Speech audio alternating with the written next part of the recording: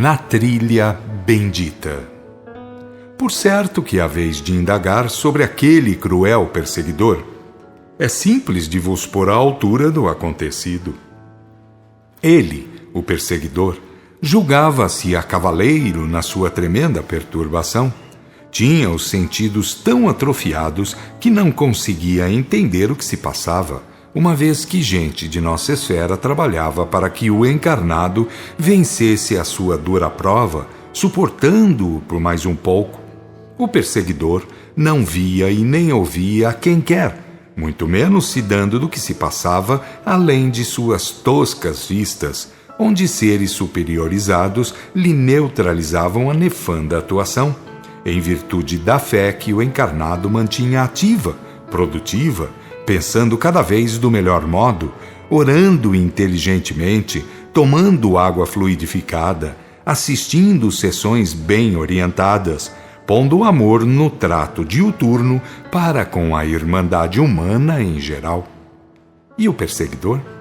Foi retirado e conduzido a lugar tremendamente expiatório, onde a ninguém poderia molestar, com a sustentação de seus infernais propósitos. Julgava-se forte? Sim, é muito forte, como em geral o fazem os grandes criminosos, que tanto mais fracos são, porque crime nunca será fortaleza. Crime é vibração inferior. Treva, por densa que seja, cede ao império do menor raio de luz, posto pelos obreiros do bem, pelos soldados da justiça suprema, a penar num abismo onde todas as coisas tristes somadas seriam poucas. Muita ocupação teria consigo mesma, para que pudesse vir a pensar em querer infestar o pensamento de alguém com suas odiosidades detestáveis. E quando se teve cansado de si mesmo, pedindo o amparo superior, sinceramente, gente preposta foi-lhe ao encalço. Eis um pouco de mecanismo da vida. Eis a naturalidade da vida que se processa por essas paragens, onde de favor nada se obtém, onde milagres e mistérios nunca houve. Outro caso interessante. Lembro-me de quando era sacerdote, que muitas vezes indagavam-me sobre aqueles espíritos a quem Jesus expelia e daqueles de que trata Paulo infestarem os ares. É uma realidade muito grande, muito mais eloquente do que se possa imaginar ao primeiro lance mental.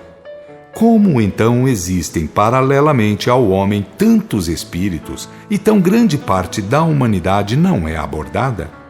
Dizia serem demônios, fugindo à etimologia, dando guarida à corrupção do termo, pois demônio é palavra grega e quer apenas dizer espírito.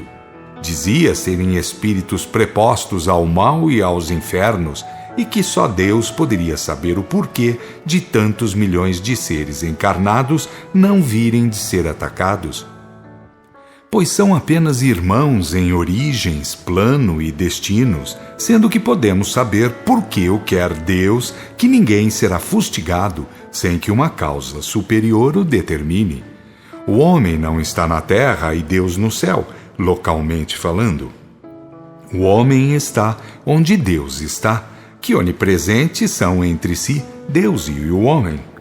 A atmosfera da Terra é um burburinho de vida e movimentação de seres encarnados e desencarnados, enquanto, mais ou menos, uma metade da humanidade dorme, a outra vive acordada. A metade que dorme vagueia, cada qual procurando meios e amizades próprias, ou sendo por eles procurada.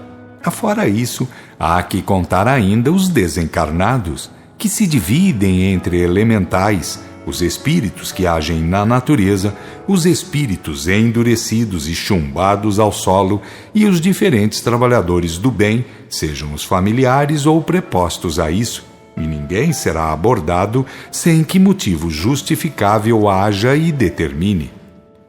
Como proceder para evitar as aproximações maléficas? É simples e complexo o problema, ao mesmo tempo.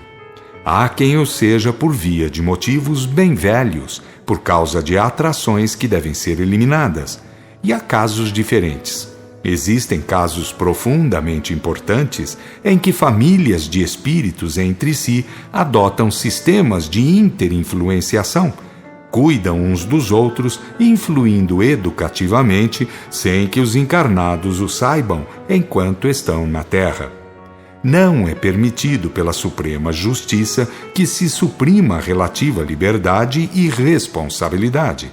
Mas essa técnica falha também, como falham outras quaisquer, uma vez que o encarnado tenda para o que não deva, o que muito se dá. De qualquer forma, pois, o ambiente dos encarnados é mais do desencarnados que os cercam, e não só cumpre que se poupe o homem de certas opressões, como é necessário faça o que se possa pelo progresso de todos. Isso é muito possível pelo pensar, pelo falar, pelo agir. Os pensamentos humanos povoam os espaços de formas pensadas, na maior parte grosseiras. É imperioso que isso se modifique, de vez que essas variações perniciosas, constituídas que são de material energético, servem de alimento às falanges menos recomendáveis. Outro tanto se dá com as emanações superiores, sendo que pelas qualidades estimulam ao bem, constituindo barreira contra propósitos malsãos. É pela aura pessoal que o encarnado atrai ou repele agentes tais e tais do mundo invisível. Cumpre a cada um que tenha em boa guarda sua própria residência, que se revista de luz, de radiações poderosas.